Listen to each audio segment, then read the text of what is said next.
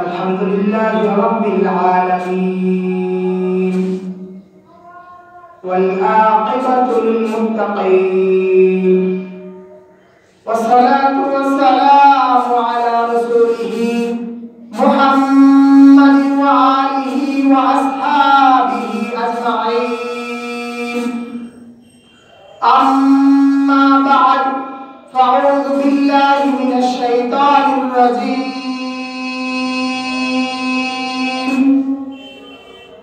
बिस्मिल्लाहिर रहमानिर रहीम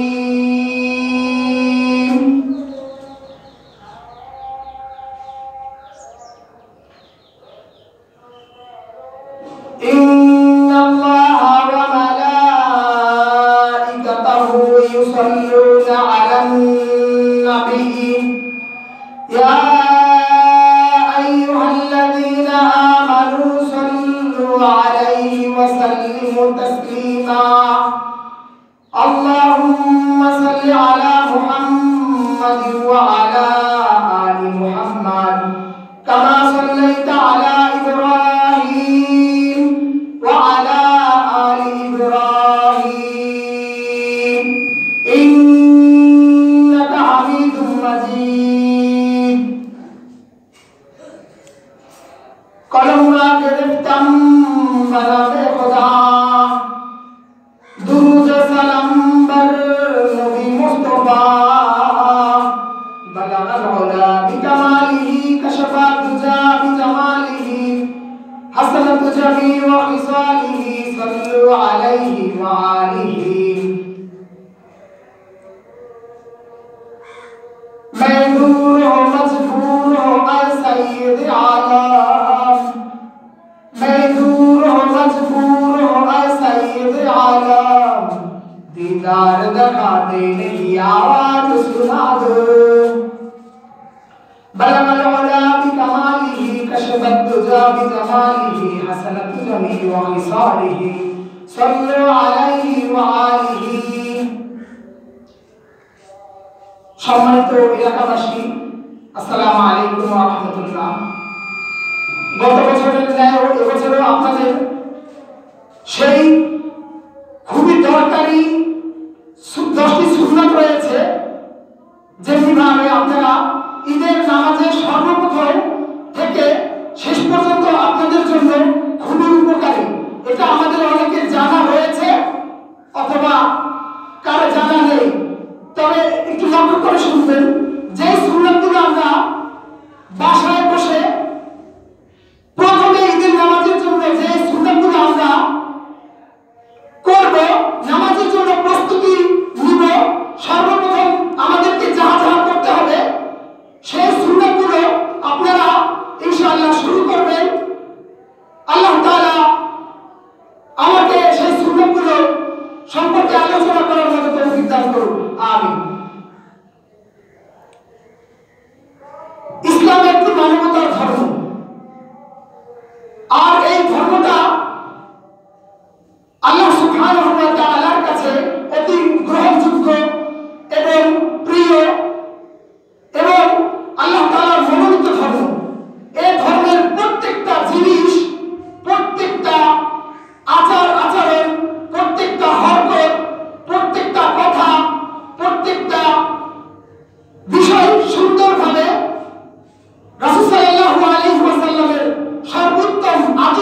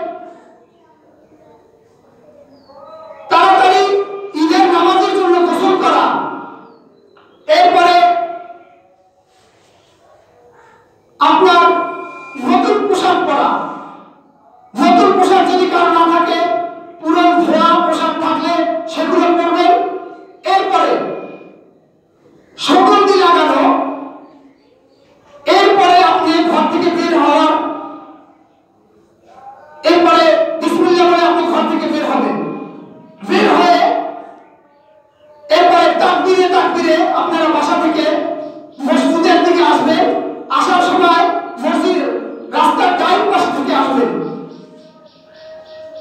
এরপরে যে বিষয়টা রাসূল সাল্লাল্লাহু আলাইহি ওয়াসাল্লাম বলেছেন যে ঈদের নামাজে আসার আগে সদকাতুল ফিতর যেটা বলা হয়েছে, সেই সদকাতুল ফিতরটা ঈদের নামাজের আগে দিতে হবে। রাসূল সাল্লাল্লাহু আলাইহি ওয়াসাল্লাম বলেছেন, মান আদা ক্বাবলা আল-ঈদ ফাহুয়া সদকাতুল ফিতর ফাহুয়া সদকাতুল কবুস ফাহুয়া কবুস সদকা। সেটা যে ব্যক্তি ঈদের নামাজের আগে সদকাতুল ফিতর আদায় করবে সেটা হলো কবুলিয়াত সদকাতুল ফিতর। আর যদি ঈদের পরে আদায় করা হয়, ঈদের নামাজের পরে যদি আদায় করা হয়, তাহলে ফাইয়া সদকাতুন, সেটা সাধারণ সদকা হয়। এর দ্বারা আগে যে আপনি সদকার বিষয় যেটা আগে যে আপনি প্রথম যদি নামাজের আগে যদি আদায় করেন যে পরিমাণ সওয়াব আপনি পাবেন, এটা নামাজের পরে আপনি পাবেন না। তো রাসূল সাল্লাল্লাহু আলাইহি ওয়াসাল্লাম এই সদকাটাকে নামাজের আগেই আদায় করতে বলেছে। তো এই জন্য এরপরে দোয়া করে মসজিদে ঢুকবেন, মসজিদে ঢুকে মিম্বরের কাছাকাছি বসবেন।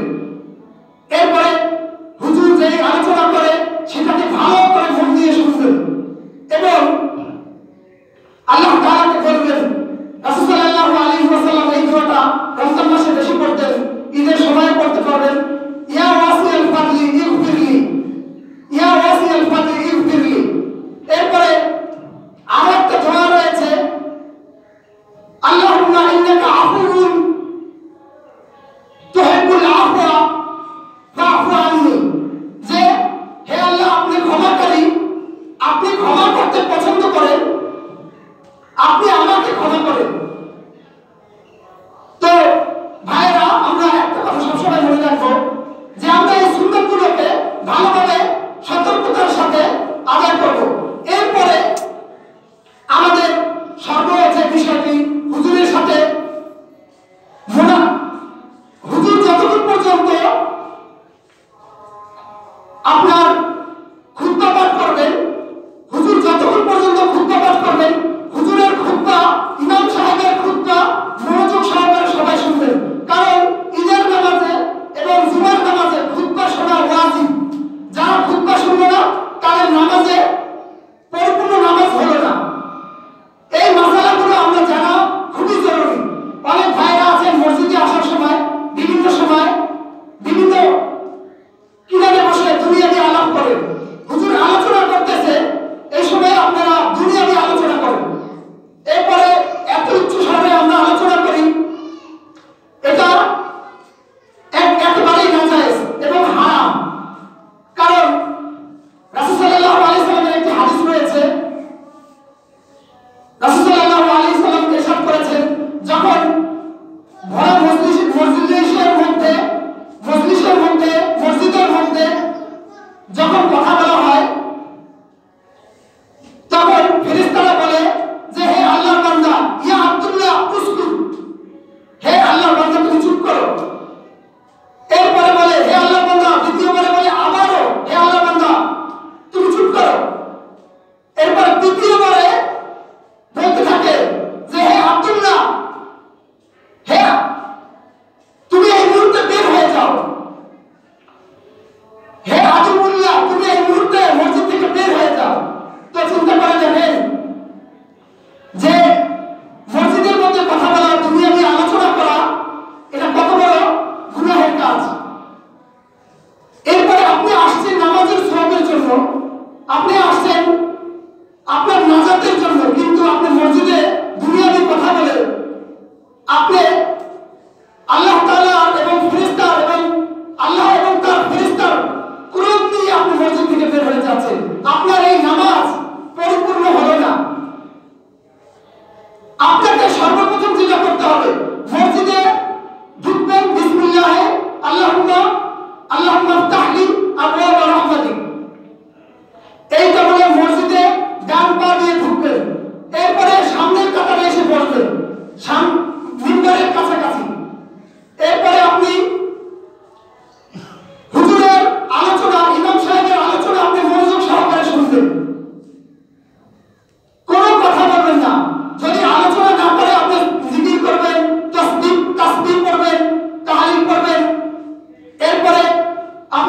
ইত্তেকাফের নিয়ত করবেন। ইত্তেকাফ দুই প্রকার, একটা হলো রমজানের ইত্তেকাফ, আরেকটা হচ্ছে নফল ইত্তেকাফ, যেটা আমরা সচরাচর মসজিদে ঢুকে ইত্তেকাফের নিয়তে আমরা মসজিদে বসি। ইত্তেকাফের নিয়তে আমরা মসজিদে বসি। তো সেই ইত্তেকাফ আমরা সুন্দর করে এক কোণায় গিয়ে মসজিদের কোণায় গিয়ে বসবো, বা আপনার ইত্তেকাফের নিয়তে আমরা ইমাম সাহেবের কাছাকাছি বসবো, প্রথম কাতারে বসবো এবং মনে মনে আমরা জিকির করব, আল্লাহ তাআলার প্রশংসা করব, হামদ করব। এরপরে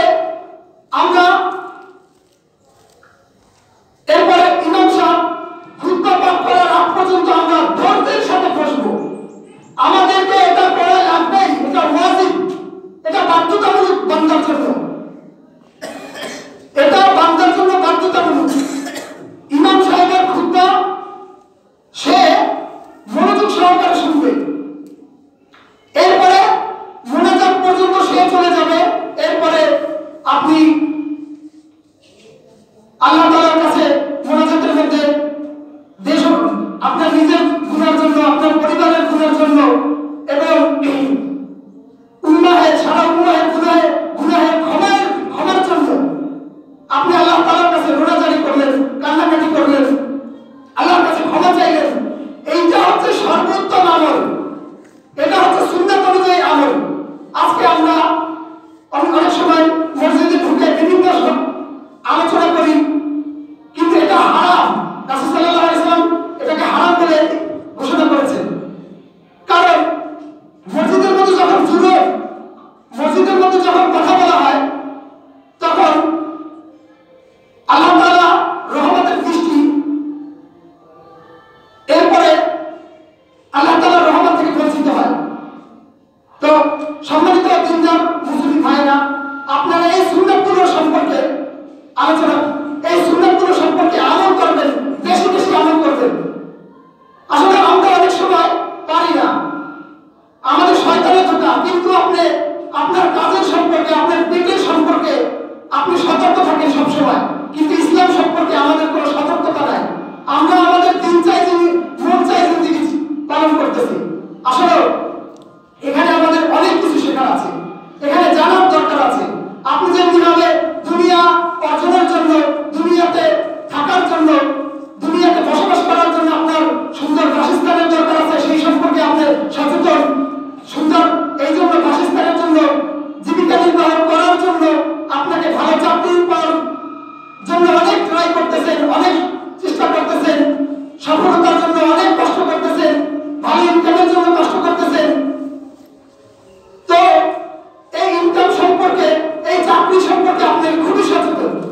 তো আল্লাহ তাআলার রহমত ও দয়ার জন্য, তার জান্নাতের জন্য আমাদের সবাইকে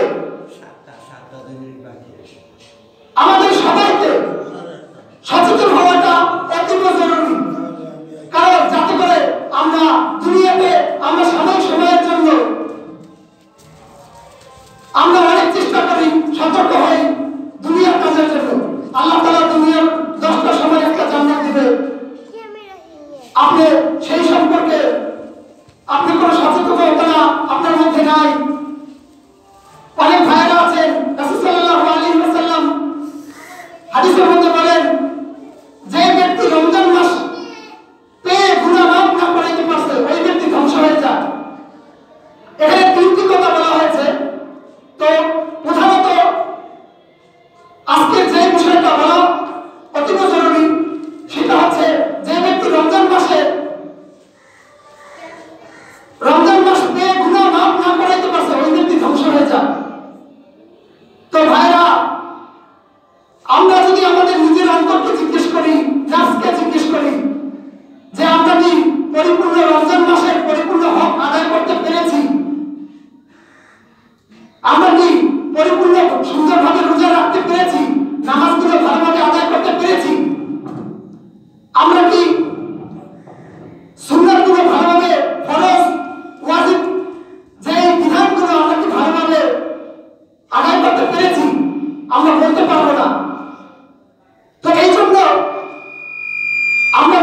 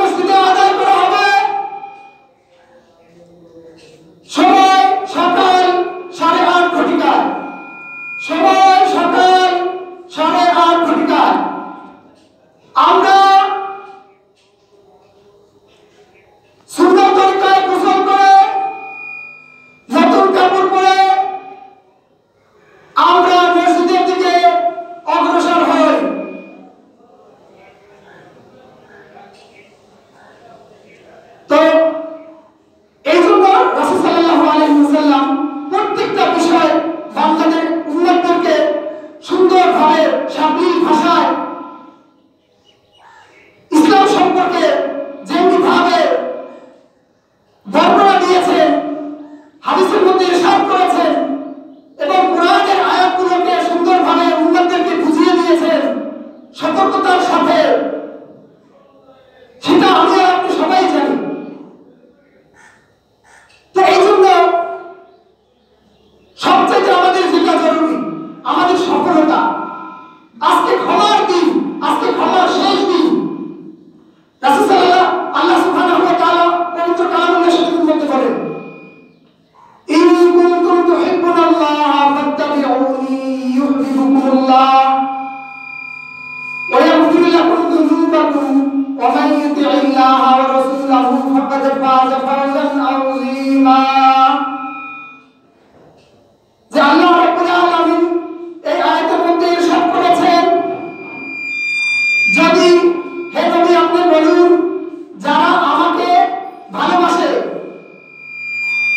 আপনি বলুন যদি তোমরা আল্লাহকে ভালোবাসো তাহলে আমার অনুসরণ করো, আল্লাহ তাআলা তোমাদেরকে ভালোবাসবে।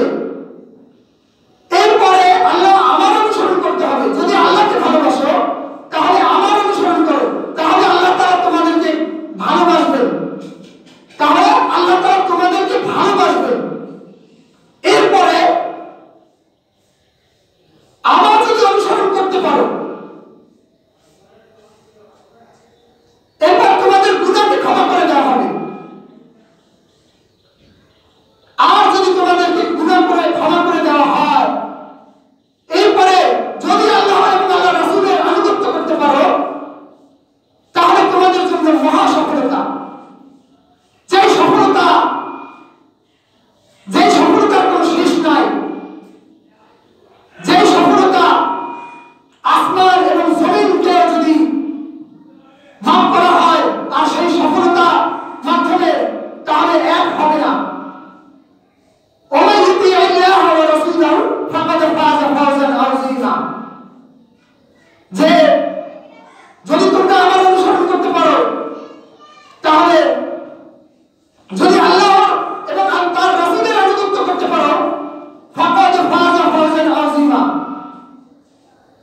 এখানে একটা কথা বুঝতে হবে যে সফলতা দুনিয়া ও আখিরাতের সফলতা। আমরা দুনিয়ার সফলতার জন্য কতই না চেষ্টা করি, আমরা ভালো চাকরি করি, আমরা ভালো ব্যবসা করি, এরপরে আমরা দুনিয়াতে সফলতা অর্জনের জন্য অনেক চেষ্টা করি, কিন্তু আমরা আর মুমিনরা শুধু আখিরাতের সফলতা, তাদের চিন্তা চেতনা, তাদের গবেষণা সবকিছু আখিরাতমুখী। তো এই জন্য আমাদের প্রত্যেকটি মানুষের জীবনে সফলতার দরকার রয়েছে। এই জন্য আমরা এখন বুঝতে পেরেছি যে সফলতা, এটা কোন সফলতার কথা বলা হয়েছে। আল্লাহ তাআলা বলেছেন দুনিয়া ও আখিরাতের সফলতার কথা, আর এটা শুধু ইসলামের মধ্যেই রয়েছে, ইসলামের বাইরে কোনো সফলতা নাই। এই জন্য রাসূল সাল্লাল্লাহু আলাইহি ওয়াসাল্লামের আদর্শ মেনে আমাদেরকে দুনিয়া থেকে বিদায় নিতে হবে। রাসূলের আদর্শ, আল্লাহ তাআলার কোরআনের আদর্শ ছাড়া আমাদের জীবনে কোনো নাজাত নাই, কোনো ক্ষমা নাই, কোনো সফলতা নাই। এই সফলতার জন্য একমাত্র আমাদেরকে ইসলামী মেনে চলতে হবে, ইসলামেরই অনুসরণ করতে হবে। আমরা যখন পরিপূর্ণভাবে ইসলামের আদর্শকে মেনে চলতে পারবো, আল্লাহ তাআলার পক্ষ থেকে গায়বী খাজানার মাধ্যমে আমাদেরকে সাহায্য করা হবে, যেই সাহায্যের মাধ্যমে আমাদের দুনিয়া ও আখিরাতের সফলতা হয়ে যাবে। এই জন্য আমাদেরকে ইসলাম সম্পর্কে গাফিল থাকতে যদি হয়, তাহলে মনে রাখবে আমাদের জন্য জাহান্নাম ছাড়া আর কোনো উপায় নাই। আর যখন আমরা ইসলাম সম্পর্কে জানবো, ইসলাম সম্পর্কে সচেতন থাকবো, তখন আমাদেরকে সফলতা দেওয়া হবে।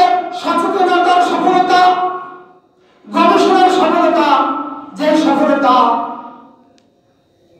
দুনিয়া ও আখিরাতের হবে, কিয়ামতের ময়দানে যাতে আমাদেরকে আল্লাহর ক্রোধের মধ্যে আমাদের না পড়তে হয়, আমাদের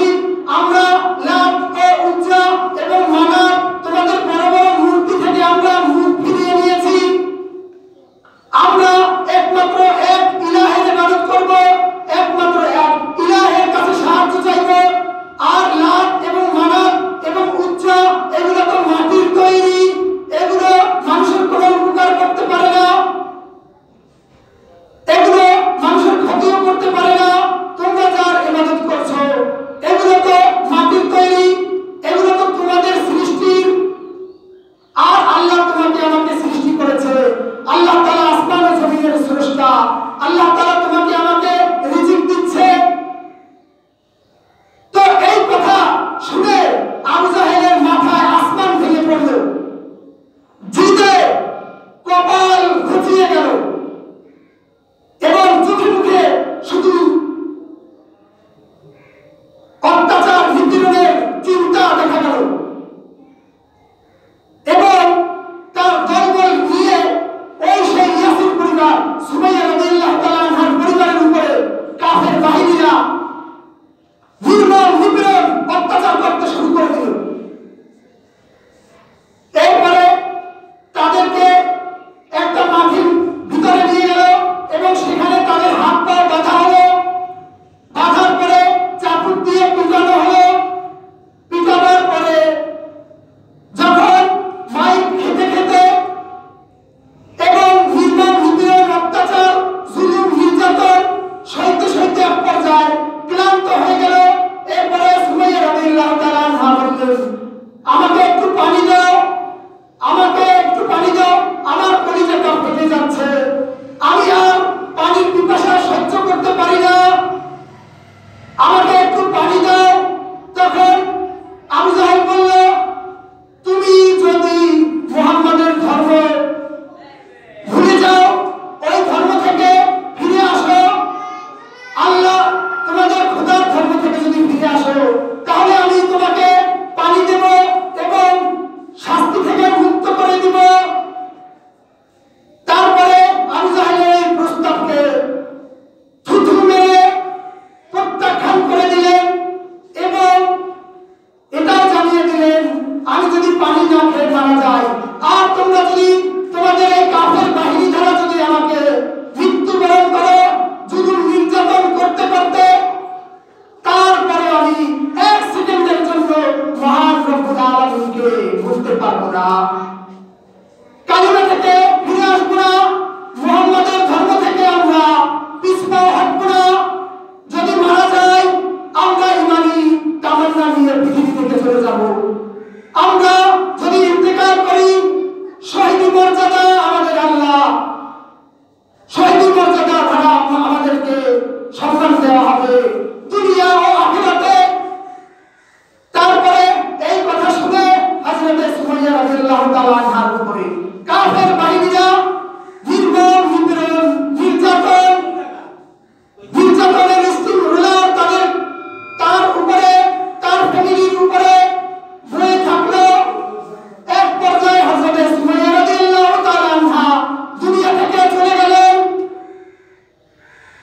এরপরে এর আগে এই সুমাইয়া রাদিয়াল্লাহু তাআলা আনহা ইয়াসির পরিবারকে একবার এই নির্যাতন অবস্থায় দেখে রাসূল সাল্লাল্লাহু আলাইহি ওয়াসাল্লাম বললেন যে, জান্নাত, হে ইয়াসির পরিবার, জান্নাত তো তোমাদের জন্যই, আল্লাহ তাআলা তো জান্নাত তোমাদের জন্যই ওয়াদা করেছে, জান্নাতের ওয়াদা তো তোমাদের জন্যই করেছে, কাজেই তোমরা আল্লাহ এবং আল্লাহর রাসূলের আনুগত্য করো।